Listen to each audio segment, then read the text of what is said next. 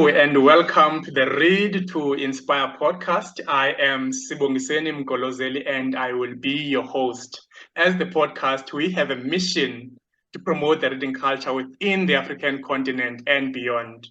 We have a vision to see each and every African home with a bookshelf, and as long as that bookshelf is bigger than your television screen, we are happy. We believe that reading is the absolute best foundation for anyone who wants to be successful in any endeavor in their lives. Today, we have a guest who goes by the name Miracle Chawane. He is an author of a book called The 5 Rand University. Among other things, he's a speaker, confidence coach, and a proud Toastmaster. My brother, Miracle Chawane, welcome to the Read to Inspire podcast. Thank you so much, Dr. Sibo. What a privilege to be sitting with a doctor, a whole giant of knowledge, proven by a certificate.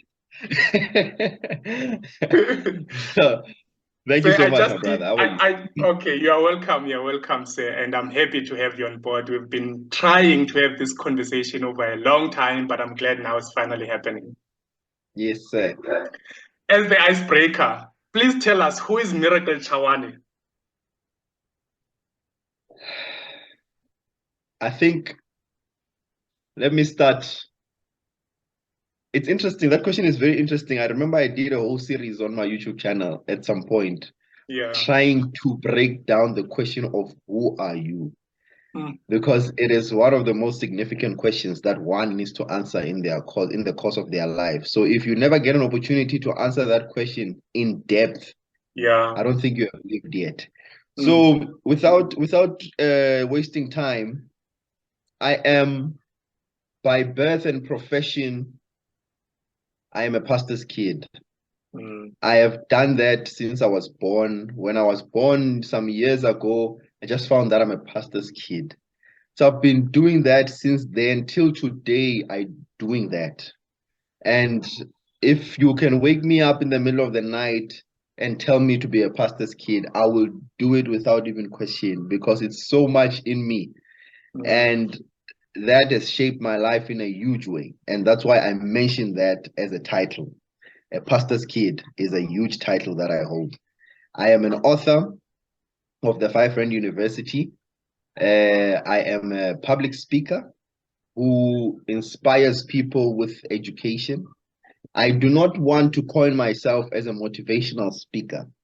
Funny enough, I posted something today on my status and I was like, motivational speakers hardly ever speak sense.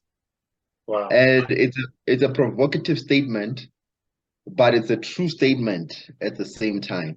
So I try to separate myself from motivational speakers. I align myself with an educator who inspires people with the education I bring. So yeah, in a nutshell, that is who I am. I have a driving school. I teach people how to drive.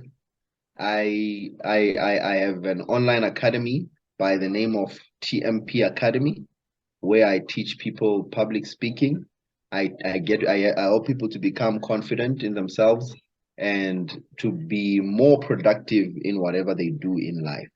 So that is who I am in a nutshell. That is lovely. The inspirational speaker instead of the motivational speaker. But let me take you back to what you said in the beginning. You are a pastor's kid. I looked in the book and my heart became warm when I noticed that your foreword in your book was written by your father, the pastor now we're talking about. Man, there was this quote that made me smile. He said in that foreword, "I'm proud that I've managed to produce the leader of my dreams." Imagine your father saying that about you in your book. That was, for me, the key or the hook to make me find out more, because in the book you say it starts with your father and it ends with your father. Tell us about the relationship you have with your father growing up as a kid. Yeah, it has evolved. My relationship with my father has gone through a huge process of metamorphosis. As a kid, I grew up with my father. That's why most times I refer to my father a lot. I do have a mother, but she's not too close to my lips when I speak about my parents. Reason being, I grew up with my father. When I was still young, my formidable ages of growth, he took me to a school outside of my home province. That was in Limpopo. We had another house there. So I stayed there by myself. He would only come and visit once in a week or twice in a week and go back. So most of the things I know today, how to survive, how to live, how to fend for myself, how to take care of myself, I was taught by my father. He taught me how to brush my teeth. He taught me how to cook for myself, how to wash clothes, how to pee in the toilet when there are guests in the house. He taught me that. So so he taught me all the things I need to know. And the way I live life today was from my father. I find myself cooking like the way he taught me back in the days. So that's why he's very close to me. And what he would do very early on, and that statement you mentioned there, that he produced a leader of his dreams, he was very proactive about producing that leader because he would take me to meetings when he's going to church meetings, leadership meetings. He would put me there. I'd be the only kid when they're discussing some very heavy, serious matters in those meetings. And while they're talking out of the blue, he would just point me out and say, "Hey, Fan, Uri Magali, like, young man, what are you saying about this?" So I would have to quickly come up with something and say something because he's a father. At the end of the day, he's a father. I'm a traditional man. I grew up in a traditional family where the word of the father is the last word, final. You can't debate with the father. Yeah. So I had to say something because if I don't say anything, it will be a sign of disrespect. So I had to say something. And every time I say something, which was fumbling most of the time, he would take that fumbling thing I said and he would make it, clean it up and say, I agree with what this young man said. And then he would put more meat on what I was trying to say to a point where I was like, did I even say that? So it built confidence in me. I was like, wow, I have substance in what I say, but it was not mine. It was him who was putting substance. And he was very proactive with building me as a leader. And that's why from a young age, I got exposed to public speaking because I would even introduce him on stage before he comes and preaches. So I got used to people, audiences, the church audience more especially. So he was a person, he was a teacher. The relationship I had with him was a teacher. In the olden days, biblical terms, I would say he was my rabbi. He was my teacher of the law, teacher of life. That was the relationship I had with him. He exposed me to many responsibilities from a very young age because I was the only son amongst four ladies. So I'm right in between. I'm right in between. I've got two older sisters and two younger sisters. So I'm right in between and I'm the only son. So being that, once again, I come from a traditional family where the male child will be the heir, will be the one to take over the throne. So already from a young age, I was seen as the next bishop. And he wanted to make me so independent and responsible from a young age. So he put all those responsibilities on me. I was the videographer at church, the editor, I'm the worship team leader, I'm the youth leader. So I would have all of these responsibilities on me. And at home, he had a tractor. He would put it on my shoulders. I'm the one who manages that business. At a very young age, I would manage the plowing business, like many things. Everything was just on me to a point where it got really tiring. And that's where my relationship with him started dwindling. And that is when I went to university. When I went to university, exposure, you are seeing all of these things. You are exposed to words like depression, anxiety. Well, we never experienced those things when we were back at home. It was non-existent. But now you get to this place that you start understanding terms like depression. And I think I had a mini depression at some point because when I was sitting by myself in my dark room, I would remember all these things that this guy did to me. And it was all these responsibilities that he laid on me. I was like, yeah, he hated me, this guy. Why would he lay all these responsibilities on me when I was still a kid? I didn't have enough time to play. I was looking after the goats. Yo, yeah, no, it was a lot. And sometimes when some of the goats are not back at home, I would get a beating. I would get a beating. I wouldn't sleep until I find that one goat that's lost. So yeah, all of these things came back, and it was a memory that really hurt me at that time. I cried about it, and I hated my father. That is where the relationship with my father turned. He didn't know. To him, he's still constant. He's the father that he is. But now my relationship towards him and the way I relate with him changed, because I was like, I hate this guy. Why would he do this to me? So I would relate with him as you're the provider, my man. I'm the son. Whatever I want, I'll come to you. But if I don't need anything, it's fine. Let's stay there. I'll stay here. So it went like that for a while until I decided to deal with this issue. And that is where I documented my story in a journal, and I put out my emotions in that journal, and I healed from that because my perspective changed to the situation. So long story short, fast forward, as I grew, my relationship now changed after that experience. I started loving this guy as a father. Wow, what a responsible father he is. He was trying to build all these lessons in me. He was trying to make me the strong man. So I embraced that title, and I embraced my role as a pastor's kid because I hated it. I hated it, didn't want anything to do with being a pastor's kid, but because my father is the pastor, I cannot disrespect. So I had to do everything he was doing to support his vision. But then my perspective changed, and it was now more intentional. And I loved being a pastor's kid. I loved being his son.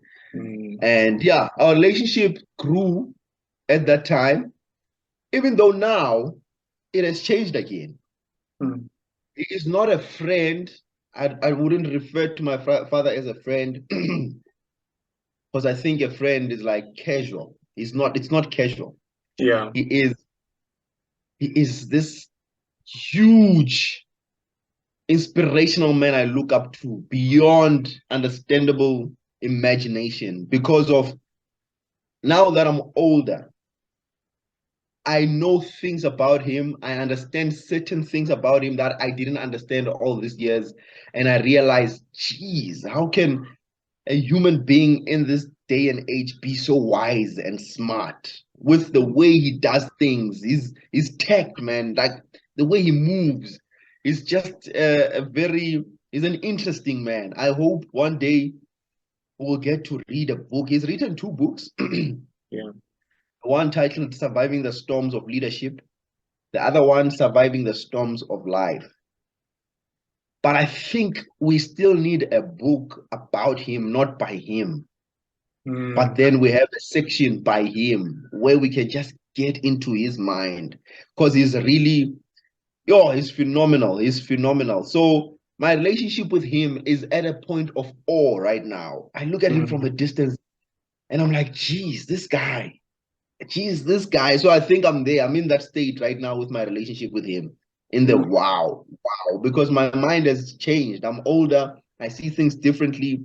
Yeah. So I'm being blown away, and I'm looking back at my life, the way he's been doing things, and this and that. Woo! Yeah, so he's a butterfly that keeps evolving. All right, my brother. Thank you for sharing that. One thing I know about relationships, all of them, they have turns and twists. They have bumps and turns. So after reading your book, I really admire how you describe your relationship with your father. With that being said, it started so sweet. Of course, there were some challenges in the middle. And then now I'm glad towards the end you speak so fondly about him, which is very, very sweet, if I can put it that way. And I want to take you back a bit, but maybe before I move on, I want to say this.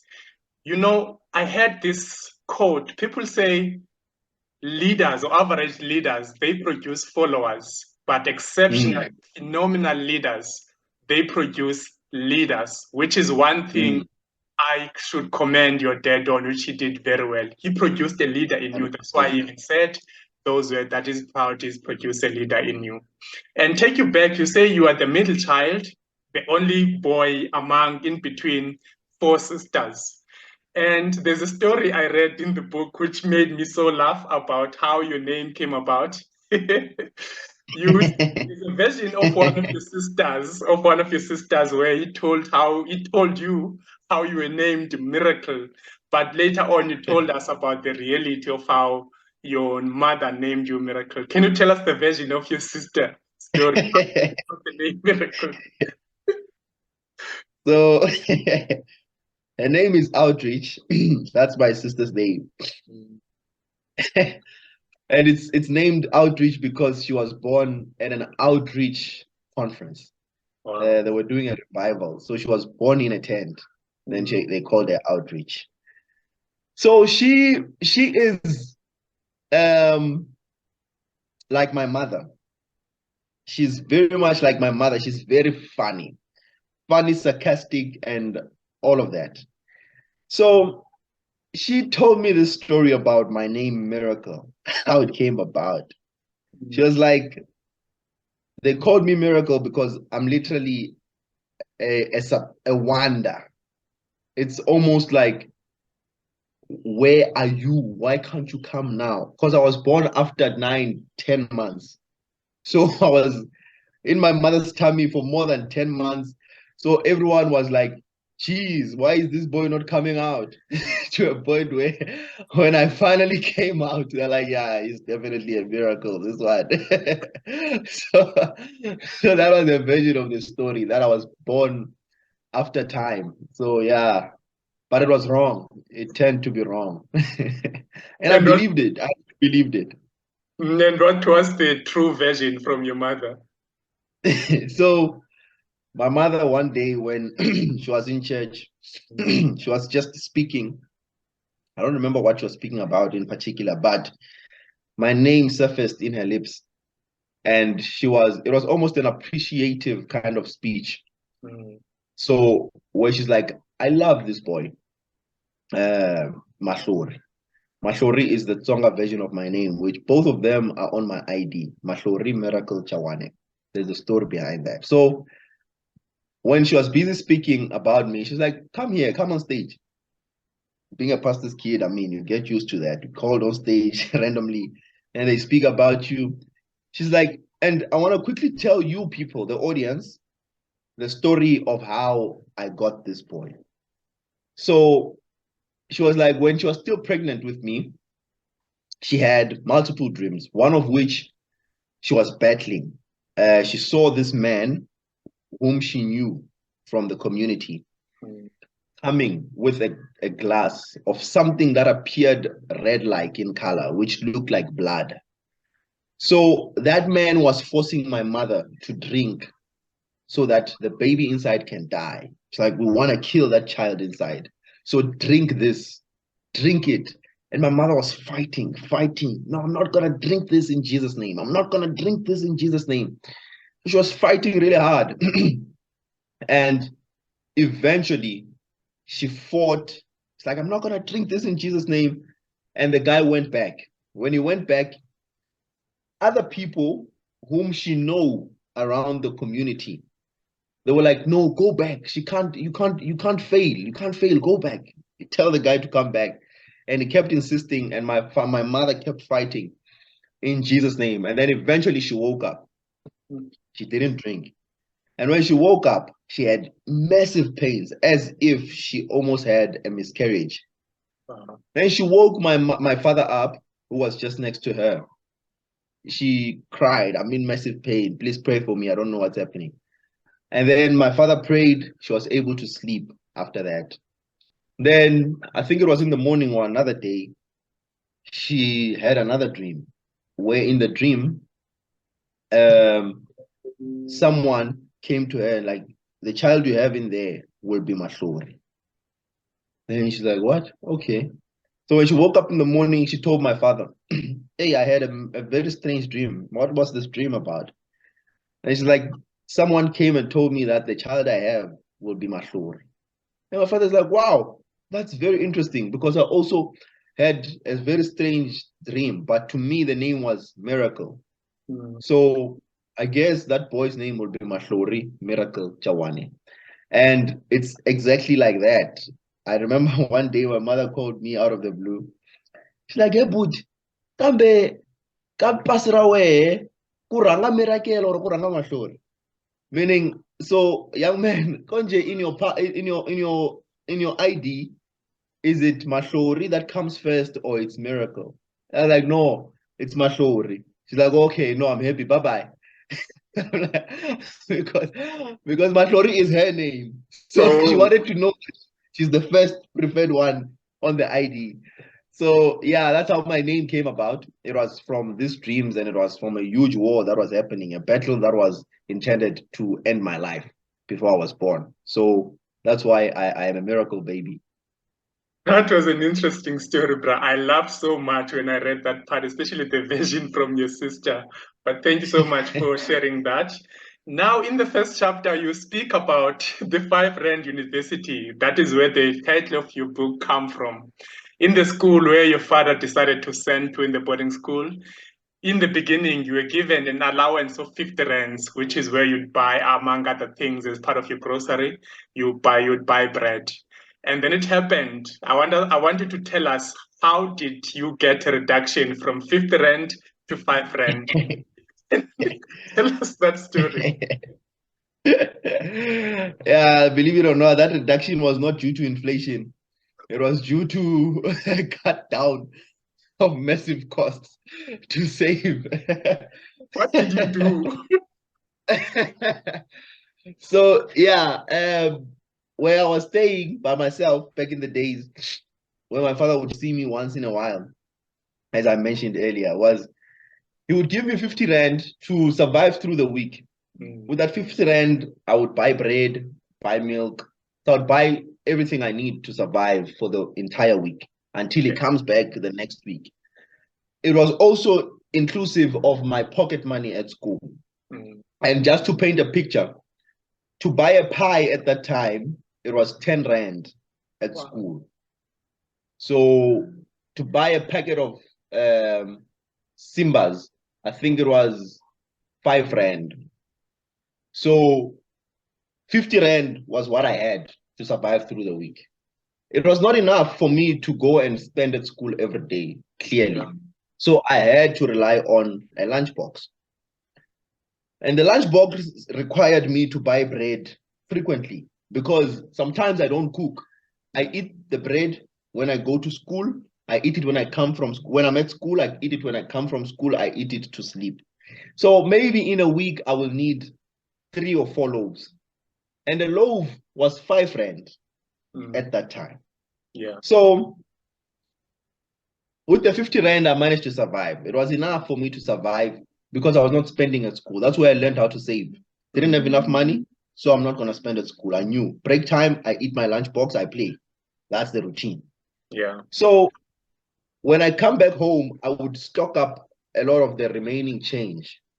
And a danger came. The street behind our street, at the spaza shop where we buy our bread and stuff, they brought an arcade machine. And that arcade machine required only 50 cents to play. So with the excess change that I have, I broke it down to have a lot of 50 cents. After school, I wouldn't go home first. I would go to the arcade machine, play those games until late in the evening, and then I go back home later. One day, my father came back unannounced. I know he comes back on a certain day, but he came back before then. And it was not even to try and catch me on something. He trusted me. One thing my father blessed me with is trust. He trusted me so much from a very young age. So he was not coming back in spite. He had some things he had to do. And he came back unannounced. I'm relaxed, following my daily routine. I'm playing games from school, playing games. I'm tired. And he gets back home. He realizes that the house is dirty. It smells because I've not washed my dishes for a very long time. It's a mess. But not only that, I'm not back from school. And it's a time where I should be back from school. So he's wondering, where is this young man? He had called my taxi driver. They asked them, they're like, hey, we dropped that kid a long time ago. Asked at school, the principal, like, hey, school finished a long time ago. At that time, I don't have a phone. He had called my friend's house. They're like, hey, we have our child. We don't know where yours is. So he was panicking. He panicked. There was nothing he could do because everywhere he thought he couldn't find me. Up until it was around 7 p.m. And the Apollos are already on at that time. The street lights are on. And I come back, I'm tired, I'm exhausted. It's around 7 p.m. Oh, while I'm playing at the games, one of my friends is asking to play. He's good. I know he's good. When he plays, he wins. But I'm losing that day. So I'm losing hard, and my competitive spirit is just up there. I want to win one game. I keep losing in one level. I keep putting it like again 50 cents. I play, I lose. Put again 50 cents. I play, I lose. It's like, my man, I will help you just overcome this. Let me just play once. I'm like, no, wait. To a point where he got really annoyed and he gave up and left. It was around the same time when my father was looking for me standing at the gate. And I was like, here you are. Where is your friend? That guy's like, good shot. This is the day the Lord has made for me to get my revenge. He's like, no, your son is busy playing with money at the games. What? I don't know how that message translated to me gambling in my father's ears. Mind you, he's a pastor. So his son is gambling, about to mess up his future with gamble. Clearly, he has a lot of money. I give him a lot of money. Jeez, he prepared a few sticks to help solve the situation. So I came back later, tired, exhausted, with a group of friends. We're coming back like an army.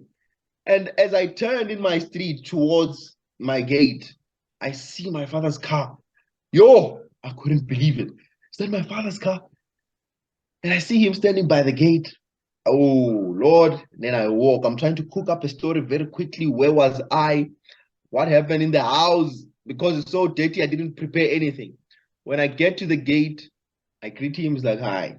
I get into my room. I'm changing my clothes. I want to quickly go and cook and prepare. I realize that this guy is taking long in the room. Let me fetch him. He comes in the room. And I was wondering why he's wearing a very big coat. And it's a hot summer evening. He's wearing a coat. I'm like, why is this guy wearing a coat? Does he have flu or something? And no, I'm about to find out the purpose of that coat. So when he comes into my room, he walks in and I look up, I see this man wearing a coat. He's like, young man, where are you coming from?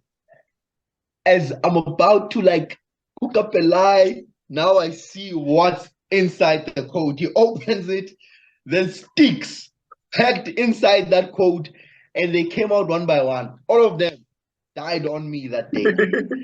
So the rest of that story is for another day. Fast forward the following week, he decided to deal with me. I went to school. Usually when I come back from school and he's there and he left, he would leave a 50 Rand note on the table. That's how I would find my money for the week. I go to school, I come back that day, I see a silver coin. It was still those silver coins. See a silver coin on the table. Okay. And then as I get closer, I see the silver coin on the table is a 5 Rand. And this 5 Rand, I can't call him because I have an issue with him. We just fought. I look around the whole house. Is this guy gone? Later, I find a note. This is your money for the week. Like, geez. For the first time, the whole house had no extra coin. The whole house had no lingering coin. Usually there are coins around. In his room, there are coins. Everywhere you find coins. But that time, there was zero, not even 10 cents. And that's where I learned. That's where I got my university. Because with that 5 Rand, I managed to survive through the whole week. And how I survived is in the book. But that became my university because it taught me the way of life from a very young age. It taught me the principle of responsibility. You are not only living for today, life is long for that reason. You don't only live once, you live for tomorrow, you live for the other day. So you can't just live recklessly. So that was where my university started and my education started. So I really commend my father for doing that. That's lovely. Hilarious story, man. I think people must go and buy the book to find more details about that story. But now, while we're still speaking about your allowance at school, going from 50 rands to 5 rand, even in school, you're a problematic child, so to speak. You even call yourself a When mischievous and when you say frivolous. even in school, you're implying there's another location where you know of my problematic nature. That's a huge accusation right there. I'll tell you why. I'll tell you why, and I want you to expand on this story.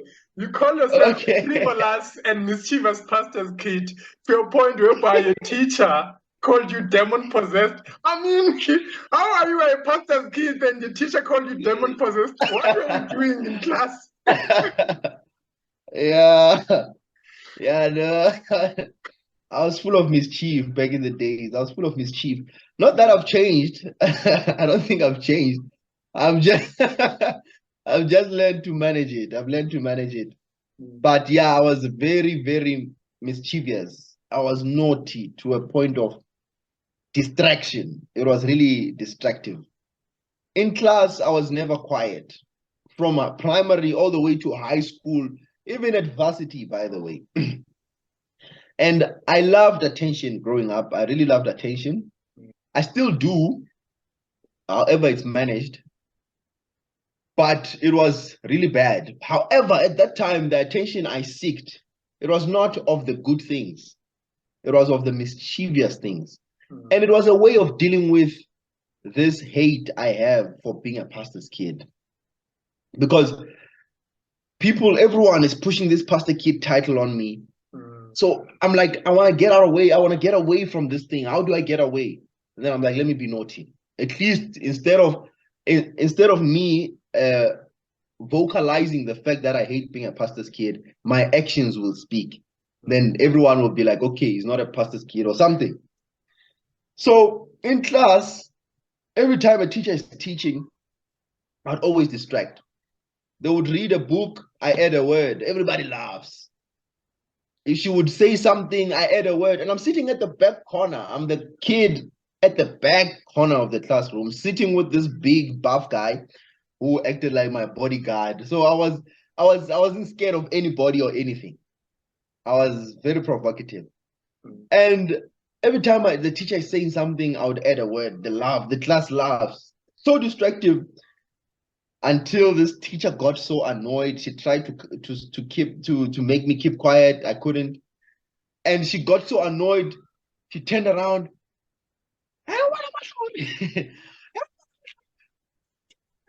So, okay, let me just translate the story. She was like, "Wait, Namashori, because that's my name. You are like this because you are demon possessed. And that is because every time your father prays for people, all the demons leave them and come to you." Yo! So it was it was a hilarious comeback. Everyone in the classroom cracked, and the joke was now on me. Yo! Yeah, it changed my life because instead of being the life of the party was me. I became the laughing stock of the day, and she solved me that day. So that was because of the way I was behaving. But it didn't really tame me, but it left a huge mark in me. Yeah. Because every time I make jokes, everyone would say, he's demon possessed. Every time I do something, you're demon possessed. So it became a title that I live with. And yeah, only later, the reason I put it in the story is because I was trying to outline the fact that there are many things, many titles or many identities that people impose upon us, and we take them to life, and they sort of like alter the way we see ourselves as well. They affect our self-image. Therefore, you do not perform and live by who you really are, but who people think you are and people say you are. So that really affected my identity at that time, because I was now acting as demon possessed too, because in a way of dealing with this, I was like, you know what? Now everybody knows I'm demon possessed, so I'm just gonna be worse.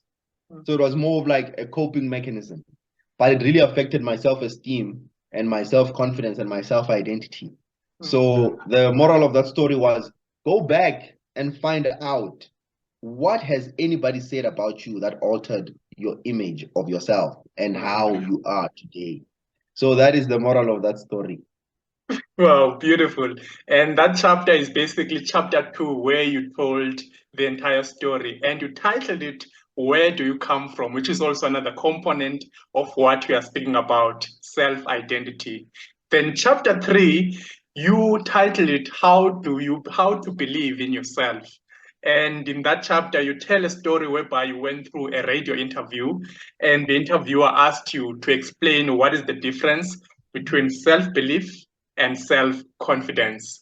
Can you maybe recall what was your answer to that question? Yes, the answer to that question was, and it still is, there's a difference between self-confidence and self-belief. And how I explain it is, it starts with belief and it ends with confidence. You cannot have confidence when you do not believe in yourself. But also, you cannot believe in yourself when you don't know who you are. Because how do you believe in something you do not know? And that is the one message that I don't like coming from motivational speakers. Believe in yourself. Believe in yourself. You will conquer. All you need to do, I built this business because I believed in myself.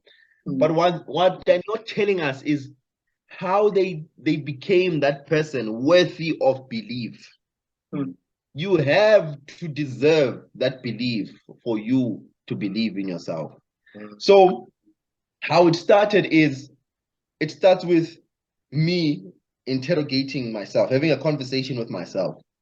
Miracle, why are you so confident in yourself? I was like, I'm confident in myself because I know what I'm doing. That means, for example, I'm confident as a public speaker. Why?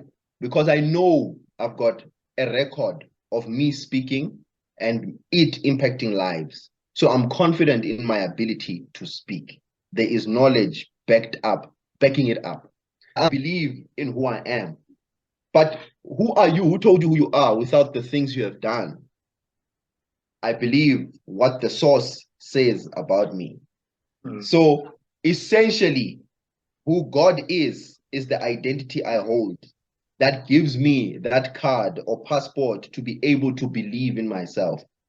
I believe that the one above me put stuff in me. So I believe in that. Therefore, I can take that step to doing things. Once I do those things, I have a record of successes. Therefore, I can say I am now confident in my ability to execute because I have a track record of successes backing me up. Failure to understand that leads to you being arrogant because you get into a place and you say, I'm the best at this. You can't say that is self-belief. You are the best at it. How? You've never done it before. So you become arrogant. You are just arrogant. You're an arrogant person. There's no record of your successes, but you think you are the best at it. So that is arrogance. Yeah. So for you to be confident, there must be a proven record of that. And that's why people feel like certain figures who proclaim themselves as the best, for example, Kanye West proclaims himself as the best. Many people think, he's arrogant, we don't like him. They don't like that attitude. I love him so much. Reason being, he's not lying. So if it's true, why do you have a problem with it? He's the best. He has a record of successes to prove that indeed he is the best. So he believes in himself and he is confident in himself. So that is the very fine difference between confidence and self-belief. It starts with belief. But before it starts with belief, it starts with identity. Who are you? And what is your source? What does your source say about you? So maybe if you don't have that source, we must start there, help you find the source. Because for me, the source is God. I derive my identity from God, the creator of all things. And that's why I love this statement that at the end of everything he created, he said it was good. So that is a sign of confidence. He did what he did. He looked at it. He's like, this is good. Others would say, wow, so arrogant. How do you do something yourself and say it's good? How do you blow your own horn? And I'm like, why have it if you can't blow it? So I derive my identity from God. That's why I'm able to believe in myself. Then I can do things that make me confident in myself. I like the fact that you started by having a conversation with yourself. Now, the subtitle of the book is called The Ultimate Guide to the Person You Are Meant to Be, which is now the title of the chapter 4, Becoming the Person You Are Meant to Be. And I found those keywords in that title called indecision, as well as lack of commitments. Now you are confident in yourself, but you still need to reach your highest potential. The question I have for you is, how does indecision or lack of commitment hinder you from becoming the person you are meant to be? It's like how do you kill pests? You use pesticides. How do you kill insects? You use insecticides. Yeah. How do you kill doubt? You just decide.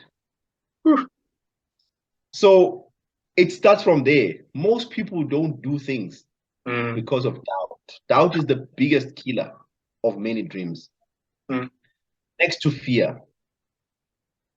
And you doubt whether you can do this or not.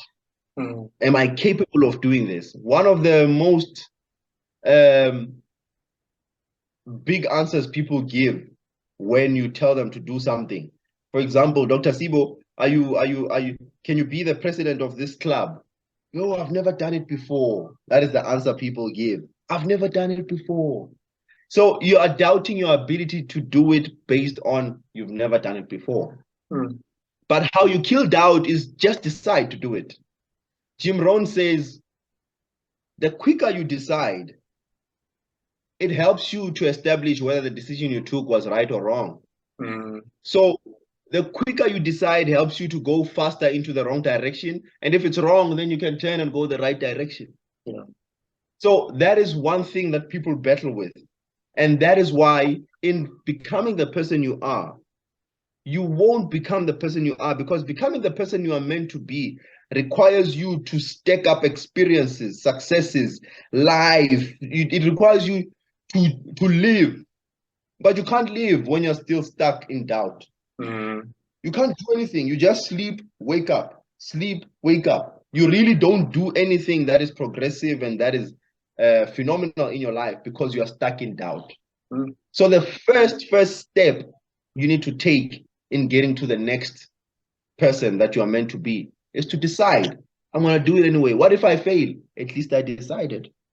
So it is the simple thing to do. Decide to do it.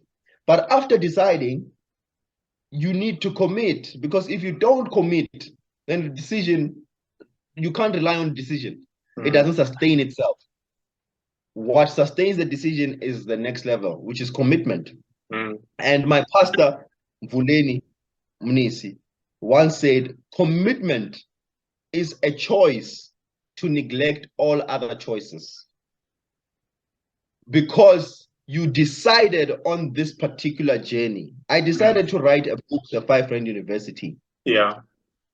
When it becomes tough, one of the choices is to stop, forget it.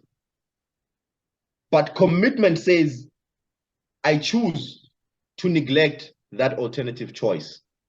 I'm going to go with the decision I made. So that is the power of commitment, because it's like the glue between the decision and where you are going. After that, you need discipline, because discipline then keeps you focused in that pursuit. When you're not focused, and I realize that with me, I'm a person with many talents, which is a blessing and a curse to a certain degree. I have so many talents. I can do many things. I learn fast. I'm interested in so many things. It scatters my focus. I end up just hitting the wind and I'm not going for a certain thing. Yeah. That is not going to help. It doesn't matter whether you've decided and you've committed to doing it. And that's one thing I always battle with myself with is I've decided to do this. For example, I decided to do a YouTube channel and I'm committed to it. I'm going to do it because I really want to see it succeed. But because of the lack of discipline, I didn't pull it through. Does it mean my commitment died? No, it didn't. I'm very committed into making it a success. I'm just not doing what I need to do in order to get to that success. But it's still a commitment I've made. So discipline helps you to stay on course. It helps you to get to that goal without distractions. You need that. Because after you've decided, one of the decisions you have made could be wrong. And one of the biggest problems is taking blame. People don't want to take blame. Yeah. We are all trying to blame the next person. I'm not going to take responsibility for the mistakes I made. Somehow we are stuck up in this idea of perfection.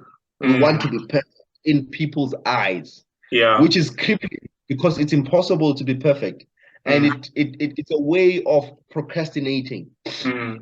So when you learn to take responsibility, you accept that even the decision you took and you thought you were right on it, you committed on it, and you were so disciplined to achieve it, whatever comes with the consequences of that discipline, you will assume the responsibility of.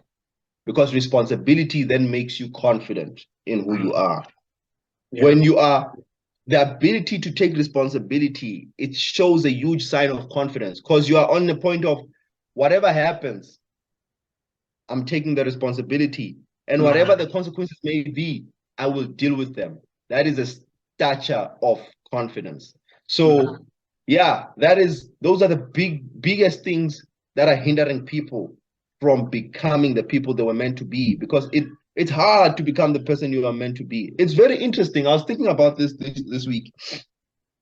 How would God create us and he says, I have a plan to prosper you? Yes.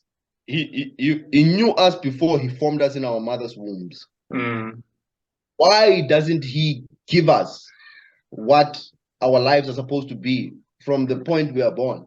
Why doesn't he just put on paper, like, hey, this is what you're going to be, follow this route, you'll be fine? Why does he put it on us to find our purpose, to find why we are born, when he is the one who has the plan? It's a very interesting conundrum, because you have a plan for me, you need a plan. No, but like, no, I have a plan for you, but I'm gonna let you find it. And if you go wrong, I'm not gonna stop punishing you for the wrong decisions you take. But I know I have a plan for you. So it's an interesting philosophy. But at the end of the day, it doesn't change the fact that there is something you are meant to be. And it doesn't change the fact that you have to take the necessary steps to become that. And that's why it's hard to get there, because it's a mystery. It's a mystery. What I think I am today, how I define myself in the beginning of this interview, it could happen that it's not what I'm meant to be. It's possible. Could happen that all of these experiences are stacking up to make me that one thing that I'm meant to be. And that's the beauty of life. I do mention in the book at the end that don't say no. Do all of these things that require you to do. Eventually, on the other side, you will find that thing that you were meant to be, where it was taking you. Maybe you can tell us maybe briefly about your YouTube channel. What inspired you to start the channel and what are you aiming to achieve through it? When I started the YouTube channel, the true answer is I was involved in a network marketing company. So as a network marketer, I needed to get clients. But I didn't like the stigma that was put around network marketing. Pyramid schemes, because people think of it as a pyramid scheme. I didn't like that stigma people had to it. And that kind of stigma where it's only done by certain people who are downtrodden, beat up by life and all of that. So as a young graduate, I had my honors doing my master's at the time. I wanted to change the narrative. So in a way that let me start attracting different types or different caliber of people to this network marketing thing. So me starting the YouTube channel was me taking a turn in this traditional way of doing network marketing and making it more contemporary and making it go with the times. Also for the products we're selling. It was a herbal products company. So we're selling teas. You know how the stigma people have with teas and all of that. Yeah. So I was like, let me take a different approach. Young, vibrant, young man, charismatic, handsome, and all of that. So let me do that. I'm gonna put myself on camera and I'm gonna talk about network marketing. That's how I started. But I was not gonna go straight and say network marketing because it's gonna repel people. So I need to find a way of luring them in, bringing them in, so they come to me for education about life in general. Yeah. So I started off by teaching about finances, teaching about my worldview, teaching about personal development, all those things leading into network marketing, only to have the whole plan shifted. The focus was not about network marketing at all. I actually felt like network marketing is going to contaminate my channel. So let me stay with this personal development journey. But one thing was very interesting with that whole journey. I started seeing improvement in myself as a human being. My ability to express myself, my ability to speak, the confidence I was getting in myself, and I was now getting attention, the attention I always wanted, because I remember there was a time when I wanted to be famous. I wanted to be invited for interviews, speaking about personal development stuff, because I always knew that deep inside of me, I have this something that I can share with the world, but I just didn't know how I was going to do it. So me doing that on YouTube and with the reactions I was getting, the impact it was making, the whole focus now just turned into, I am now an inspirational speaker. I'm just going to be teaching people. And then it grew into now, I got to a point where I discovered that I need to improve myself. And how can I improve myself outside of this? Because I'm getting comfortable now in the fact that I can speak in front of the camera. Yeah. Let me put myself in a place where I can get professional speaking training. And that's how I joined Toastmasters. And my journey just changed from there, and it just elevated. Before I knew it, together with YouTube, realizing that the content I'm sharing is impacting lives, I'm like, why don't I just take exactly the stuff I'm talking about, put it into a book? And that's where the book came about. From the confidence I got from doing YouTube and the validation I got that whatever I have actually is capable of changing people. It was tested because I was already using it. So I just put it down into a book. And that's why today we have a book. But it all started with YouTube. Lovely to hear. And you mentioned Toastmasters now as you were concluding. When the book was written, you were the 2 times champion Area A4 in public speaking. You even went on to the division contest and you came second place, but you went on with the unprepared speeches to come second place. Take us through that experience and your growth from getting into this level the previous year and then keep on going, keep on leveling up. What did you do differently? What is the key for your growth in terms of your public speaking journey? Yeah, I think my superpower is my ability to evaluate myself. That's my superpower. Criticize myself. I'm my biggest critic. And the way I do that is I criticize myself based on what I see. So being on YouTube helped me to criticize myself, because every time I watch myself, I would sometimes cringe. What did I just say? How did I just say that?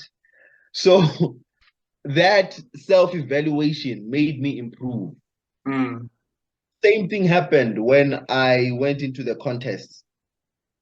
When I got into it, I knew I'm coming from a background of speaking. I'm on YouTube, hey, I'm seen by the world. Yeah. So there was that sense of cockiness going into Toastmasters, but it was managed cockiness, because I was like, I'm going into a professional space.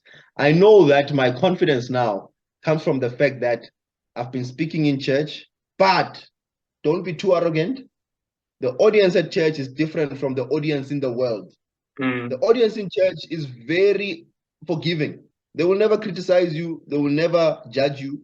It's meant for building people. Yeah. So you might not be the ish, Maybe they're just motivating you. So I was tamed by that. When I went on YouTube, 70% of my following was people from church again.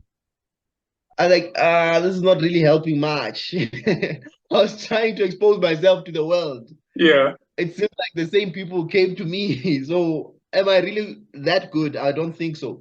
And me moving into Toastmasters was to prove whether I am that good, but also to learn and become more professional in my delivery. Because when I was watching myself, I was not particularly very happy with myself and the way I was presenting.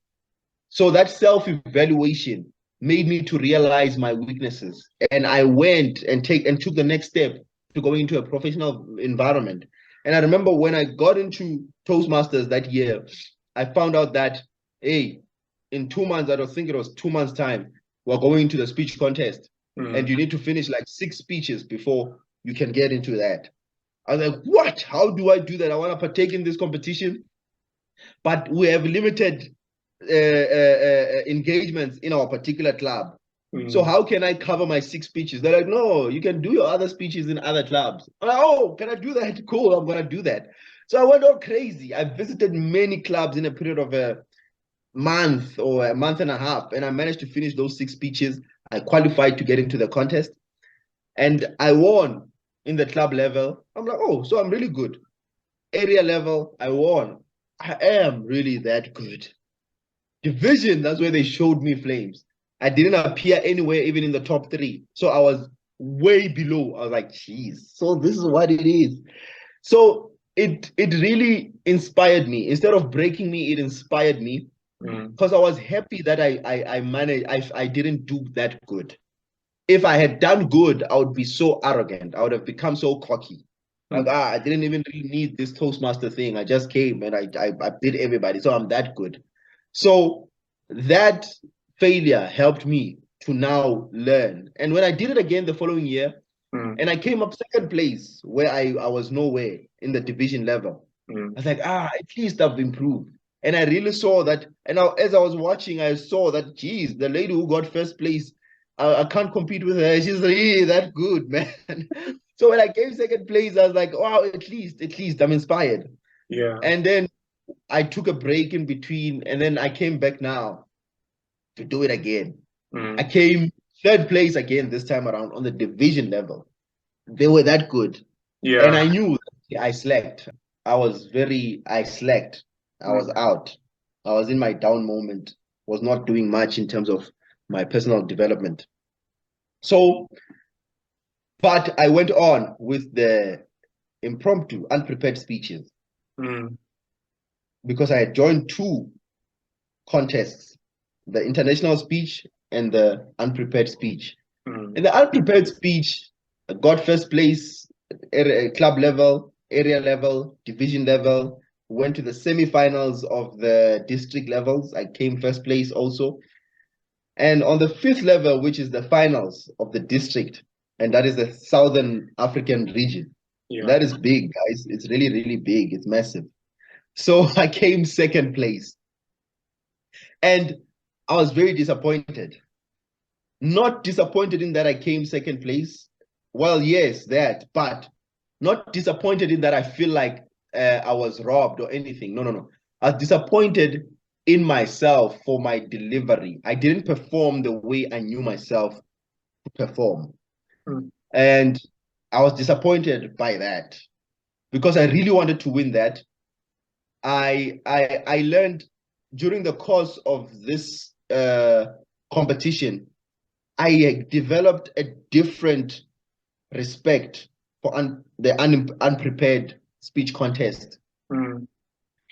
Because I realized that the unprepared speech contest puts you in a very difficult position, which needs you to think on your feet for 1 to 2 minutes. That's very short to think. You have the time it takes between you finding out about the topic and to speak. It's literally less than 10 seconds.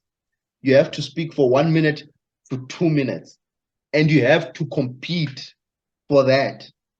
That is like the ultimate test. And I got to respect that, particularly because in life, you hardly ever get a chance to prepare for anything. Yeah. Life itself doesn't prepare you for the experiences you're going to get into. That is why when I mentioned God creates us, he has a plan for us, but he puts us in this world without giving us the template of that plan. He never prepares you for the plan he has for you. You have to find it out by yourself, find the purpose, and live life according to his plan, which you don't know.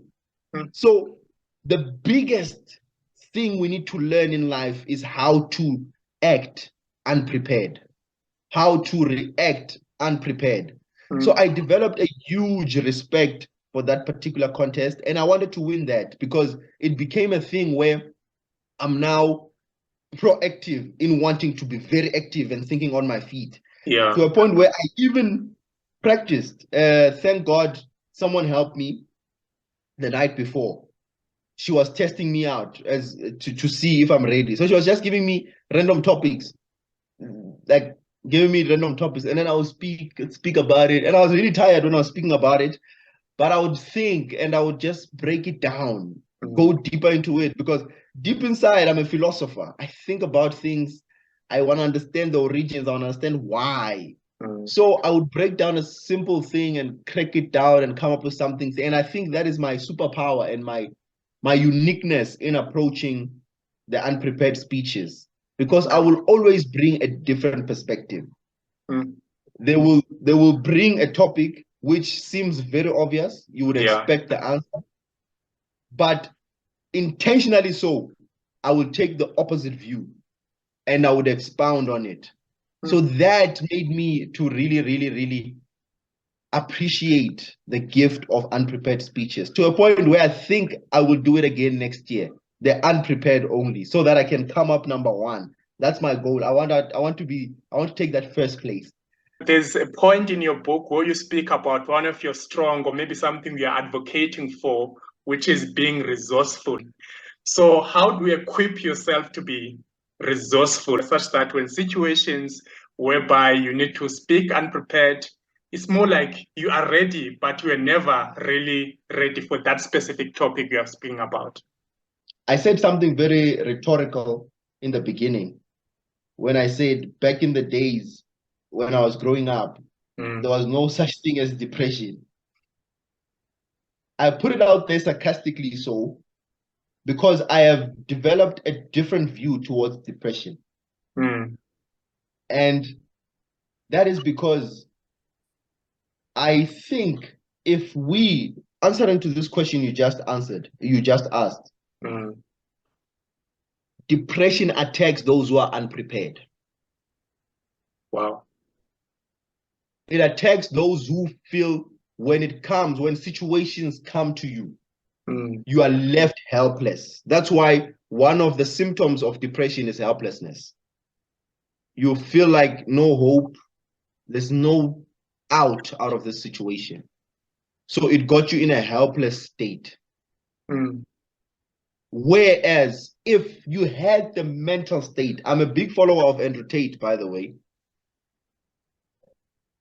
Andrew Tate says he will never have depression. It's a very provocative statement, but I understand because he's got that mental strength. He's prepared for days. That guy has a huge wealth of knowledge. If I know that when you throw this punch, if I'm a boxer, a boxing champion, I know that when you throw this punch, I can deflect it like this. Yeah. When you throw that punch, you're not going to hit me. I'm not going to be taken down by that punch because I'm prepared to deflect it. Yeah.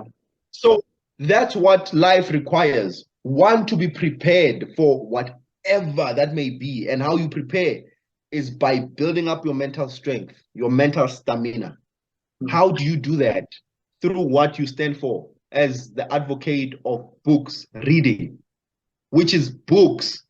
Once you read books, you learn about other people's experiences. Believe it or not, it's not about the special quotations we put out there, like the one I have in front of my book, to say, if you don't know who you are as good as a substance without any, you're as good as a container without substance inside. That's just a quote.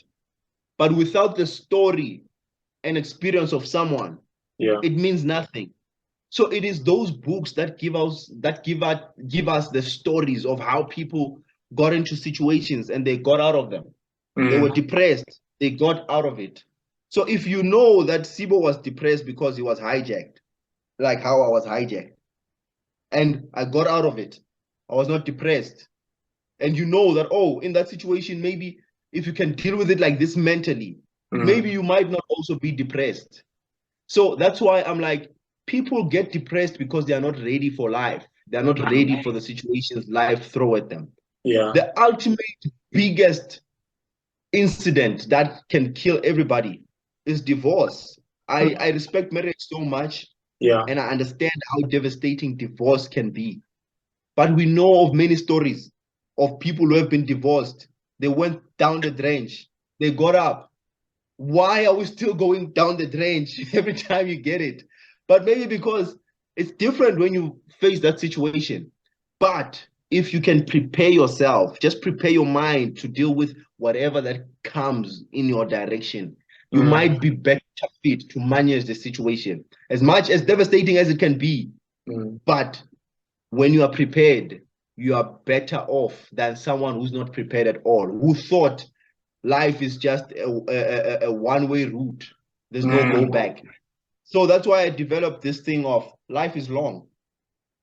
And in the length of life, you are bound to experience ups and downs, ups and downs. You are bound to experience happiness.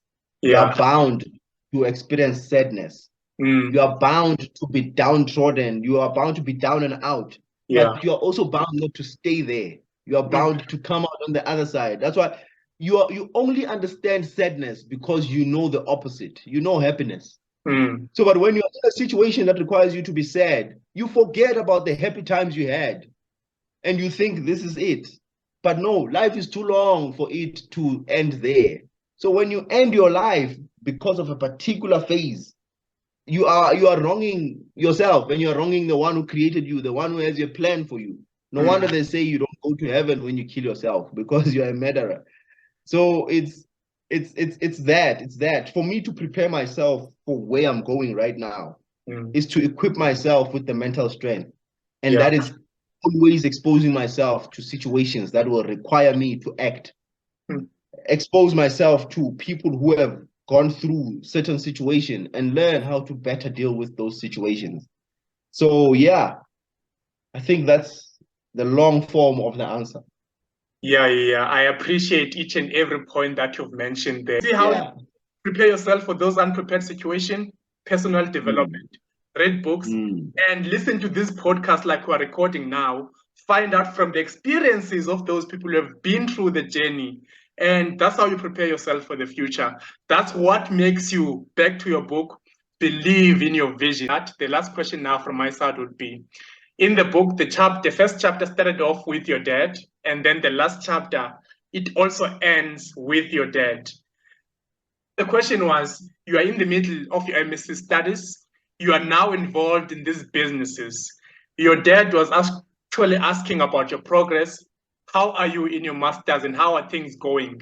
What was your response? Because I feel like that conversation was very powerful. And also now you have matured, you know what you want, and you're able to articulate what you are busy doing and what you are now prioritizing on as a human being that you have grown to become.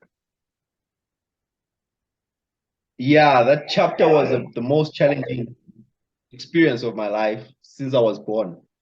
Wow. I've never had such a challenging experience because all my life, my dad was my biggest supporter. At home, my dad was my biggest supporter. Whatever I did, doesn't matter how small, he would always support me. And it was coming from that point of he is building me. He is motivating me. He doesn't want to destroy me. Want to build this confidence in me. So that incident, when he asked me about my progress in life, what I'm doing, because he doesn't see, I think he was also prepared that day to come and provoke. So it was a defining moment which changed the way we related. It almost like cut the umbilical cord between me and him. but also defined a very different relationship between him and I. So, because I told him I'm busy with a driving school, and I'm on hold with my masters, and that didn't sound like the answers he was expecting or he was wanting out of me. Like, why is your masters on hold? Because I felt like it was distractive. That was my answer. He's like, what? Distractive? From what exactly? Like, for my businesses, the business I'm trying to build. He's like, what business? A driving school. I'm like, yeah. Like, stop playing, young man. And it was really, really a serious conversation. I thought it was those simple ones. I know whatever I say he's gonna support. But it changed. It changed at an instant. It was like a wave that I have to quickly adapt to. And I realized it's serious. Like, no, you can't be joking. Where are you going with the driving school? You can't say you are busy talking about a driving school. You're playing, man. You're playing. And the job, why don't you get a job? I'm like, no, I don't want a job because I'm busy with this business. Like, you're full of games, young man. You left your masters to play. You are always after people clapping hands for you on YouTube. It's not even bearing any fruits for you. We're not seeing where you're going with this thing. And you're out here telling you masters is distractive. Getting a job is distractive. Where exactly is your mind, young man? Are you confused? Yo, it's not like an attack, man. It was hitting straight where it mattered. You know, when someone attacks something you're passionate about, you think you're on track, and someone tells you you're actually not. And it's not just someone, it is that one person that means the most in your life. That one person that has always been the biggest supporter in your life. Yo, yeah, it was deep. But at that point in time, I also realized this is the moment that defines my independence. I have to now show that I'm an old man. I have grown now. I'm a man of my own decisions now. It's that time that I have to grow up as well, stand for my word, because I would never, whenever my father gives a suggestion, I jump with it, I take it, I do it. Whenever he says, how about you do this, I would do it. Even my course, the environmental science, he was the one who suggested. And before then, he had suggested air traffic controller. But because I didn't have anything in my mind, I didn't have any plan, I was like, oh, great. He's like, oh, how about environmental science? I'm like, oh, great. Then I took it. And now later, looking at that experience and what caused that fight, conflict between me and my father, it's because I was different as a human being. I was not coming with nothing anymore. I was not the same guy that he would suggest to do environmental science, and he finds me with nothing. Then I would say, yeah, let me do it. Right now, he found me with something. So I couldn't just say, yeah, you're right, let me just do this. I was in a position where I can say, no, actually, I want to do this, and I'm already doing this. So it was like a debate of substance now. He's coming with something, I'm also coming with something. He's not just pushing me and I'm fighting with nothing. I'm fighting with something that I have. It's just that he doesn't see it from my perspective. And I don't see it from his perspective. So that was the biggest conflict, to a point where my sister tried to come in and say, no, but he's gonna find it. And he told her to keep quiet if she doesn't have if she doesn't have anything productive to add to the conversation. This is a man-to-man discussion. So my mother and my sister were sitting there, they were quiet. We were sweating. Both of us were sweating, and it was not hot, but the discussion, it was very heated up. I felt attacked. I felt furious, but I tried to keep calm and maintain the stature of being a son. I can't disrespect him, but I'm fighting. So we ended up on a position of, you know what? Let's agree to disagree that we see things differently. And I told him, give me time. Let me do what I'm doing. If I fail, I will do what you are suggesting. But give me time now to do what I'm doing. And then it's like, do it. But I don't want to not have this discussion with you. because you will blame me. I don't want you to blame me later in life that I never advised you.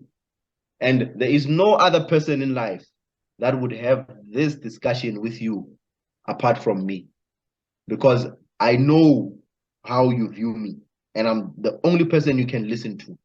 That's why I had to have this heavy conversation with you, direct, head on. So now you have a task to prove me wrong, young man. I'm like, yeah, no problem. So that's how the discussion ended. And I think it became, you know how men go to initiation school and they come out as men. I think that was my biggest initiation school, because out of that discussion, I came out as a man, and my dad also realized that this young man, he now he has ground now. He can stand his ground now. And I remember one of the comments my mother made after that. They made a joke out of it. My mother is a joker. So she's like, yeah, so it was later, maybe a day after that or two, when she's narrating the story. Yeah, I saw they were even both sweating. I'm like, yeah, they finally got each other. I get it, he's learning from him. And his dad is also stubborn. So yeah, they got each other. So it was like, funny. So I think he also got that respect for me as well from that. And it gave him that assurance to say, indeed, I have developed a man out of this young man, a man who can stand his ground. So it was an assurance from him for him as well to affirm that indeed I have raised a man who can stand his ground. So right now I can see the way we relate with each other. My things are not yet sprouting. I'm not yet there booming. But he's also very understanding from a distance. He doesn't want to touch it. He leaves it there, and he can see that I'm struggling, but he doesn't want to put another pressure on me or to come and fight back. And I think it's because he has achieved what he wanted to achieve, to test whether I believe in my vision, to test whether I can stand my ground. So because of that, he's comfortable that however long I go, I will make it. So that's why he's relaxed. He can see that I can see my son is a bit behind with life. He should be somewhere else, but it's okay. Let me leave him. Let me leave him. So I think he's there right now. And I'm also on that, geez, man. Why don't I just crack this thing? Why don't I just crack this? Because I know that there's a hawk that is looking at me, trying to see where I'm going. So it was a beautiful setup of a challenge that started with that conflict. But more than anything, it helped me to see and understand the power of perspectives, because my father's worldview is different from my worldview, particularly because he knows how difficult it is to start something from scratch with the church he has built. Very difficult. There's moments, months where he goes by without any income, and he knows that this is a scary path. So he's sort of like protecting me from that, like get a job, be secured at least, so that you don't get into situations where you are not prepared. But also my view, the difference is here. He went through that, he worked hard, and I commend him for that. I really appreciate my father, the work he has done. He worked so hard such that I can even fight about being independent and not progressing in life at speed or under pressure, because he has sorted me. He has sorted me out. He has taken care of me. I don't need to go back and try to take care of them. I'm working forward. I'm not working backwards. That's why it doesn't really matter how long I take. I'm not delaying anyone behind me. I'm only delaying me. So it's a privilege I have. I know not many people have this same privilege. Other people, they have to get a job, whether they like it or not, so that they can go and work backwards, try to fix their situations. But also that is something I have learned to see, to say, look at your situation, understand who you are from your own personal situation, and work around that. Do not go by what everybody is doing. My situation allows me for me to delay my life and focus on me, try to figure things out, fail, start again, because the only person affected is me. and no one else. And all thanks to my father, because he has worked hard for me to have this privilege. I'm only looking after me and I'm only focused on me. So the difference in perspectives there, he's thinking of him in his situation, scared for me because of the way he grew up and how he had to fight for what he has. And I'm also thinking of me, the way I have, the privilege I have. So that's where the conundrum is. But it made me respect the power of perspectives, to say it can lead to a lot of conflict. But at the end of the day, it was a friendly match. It was not meant to kill anyone. It was a friendly match indeed. And for me, the way I interpreted that conversation, I think it was a test of character. For you, prior to that, you speak in the book about fixing your character and finding your purpose. And I think those two things for you, they are the ones that made you to stand your ground. And I think, as you've mentioned, the reason for that conversation, as you thought about it, it was about the question of independence. Your dad wanted to find out if you are strong enough to be on your own, because obviously that was coming from the concern and love from him as a father, because he wants you to do well in life. That's why he was like, education, education, education. So that was really encouraging, and it was very inspiring at the same time, to see how you have matured, how you stood your ground in that conversation. Apart from that, I think, my brother, I'm done with my questions, but I would like to give you the opportunity to share anything else that you'd like us to know that you might have missed in this conversation from the book that you want us to know. So from the book, one would ask, what is the book about? And to summarize the book, I say it's about overcoming fear and gaining self-confidence. Because the experiences, the different topics lead to that one thing of overcoming the fear you have. But how you overcome the fear is interrogating your past. Because fear comes from somewhere. And once you overcome fear, then you gain confidence in yourself, because now you believe you're a person who can overcome. So that is what the book seeks to put out there. But then what is it that you can get? What you can get out of this book is that the most powerful thing in this life is to be known. Because it can go two ways. It can go being powerful in hindering your progress or what you achieve in life, or being powerful in enabling you to achieve the person you are meant to be. Because the question is, when you are known, what are you known for? That speaks to the question of character, which is one of the topics in the book. So you don't just live life for yourself. You live life for everyone else and your kids and your generation. So when you are known, the next question is, what are you known for? And how do you get to that state of being known for the things you want to achieve in life? It comes with you being intentional with understanding your identity and overcoming things in life, doing things that will get you out there, get you known for being a speaker, get you known for being a driving instructor, get you known for being a doctor. All of these things give you power, because the next time when someone is in that closed boardroom thinking of who can we get to advance the company in this way, someone thinks of you, oh, I remember that young man is very proactive and that young man is very resourceful. He can work in these things. And I've had practical and proper experiences of people calling me out of the blue, telling me that, hey, there's a job for you. And there is a story in that book that talks about how I was called by someone. There's a job for you. I didn't have to apply, and I got it because I was known for being a person who was suitable for that job. So what I want people to keep in mind is that be known. Be known out there, because if you're not known, first of all, it's your fault if you're not known. The next thing is, be known for what you want to be in the future. Wow. And that comes with what you do on a day-to-day basis. Look at what you are doing and ask yourself, why am I doing this? Is this conducive to the person I want to be? Is this a reputation I want people to have of me? Because most of the things that are affecting us from getting to where we are or where we need to go is the reputation we've built for ourselves. Wow. So create a new reputation. Be known for something that you want to become, and that will make you the person that you are meant to be. And once, how to get to that state of being known for the person you want to become has to come with an element of confidence. You can't introduce yourself and be confident in something when you are not proactive in doing the things that get you to where you need to go.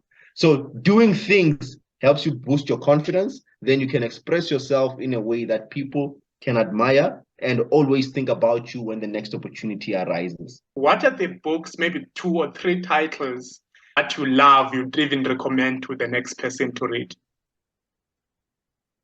First book, I would definitely recommend Genesis. Genesis from the Bible. Yeah. That is the most powerful book that defined my life and keeps defining my life all the time. The second book is Surviving the Storms of Life by Dr. Ray, my father, Dr. Ray Chawane. Yeah. That book is powerful because my dad is a man who was electrocuted. He worked, it was an electrician at ESCOM at some point in time. He got electrocuted. 80% of his body was burnt and he was meant to be crippled. He was told that he was never going to be able to walk or do anything again. And kudos to my mother. They were still in a courtship at that time with my mother. My father sent a letter to my mother telling her that, hey, you know what, please find yourself another man. I'm not able. I can't be your man anymore because of the situation I'm in. So please be free to go and find yourself a husband. And my mother came and she saw my father there in his deathbed. She was like, you know what? Till death do us apart. I'm sticking with you as you are. So he got out of that situation. He survived that storm. Started a church. Many things happened through the process. And he got through. Long story short, he is the man that created me today and made me the way I am. And is 100% enabled. He is not disabled in any way. His body is working 100%. He defied the odds.